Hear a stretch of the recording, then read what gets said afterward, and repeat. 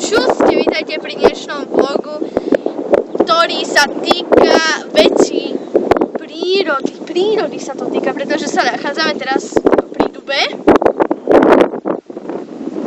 Tu som ja.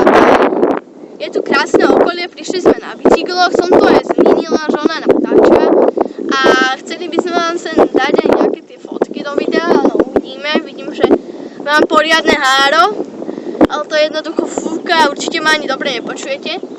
Možno tam dám aj titulky, alebo rovno pesničku. No a toto je vlastne taký naučný panel, ktorý sme si vybrali za to, lebo to je také trošku závetrie. Je tu všetko o tom Dube, môžete si to aj pozrieť. A už to raz to vo videu bolo, pretože ja keď som natáčala o cyklistike, tak sme tu boli.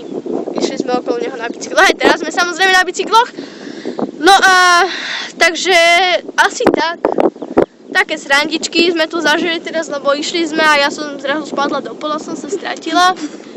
Všetka kukulica, no Nini sa smeje, tak určite to počujete a vidíte, ak sa to trasie všetko. Potom Nini tam spadla, išla, že ide cez dubové drevo, a to som ja, čiže to asi tak. Ja viem, že to nebude nejaké kvalitné video, to vám ešte chcem povedať, že to nie je nejaké kvalitné video, lebo to natáča Nini, ktoré sa takto trasie rukami, čo sa pri tom smeje. A potom, keď ukážem drevo, tak ona takto priblíži. Takže čuste!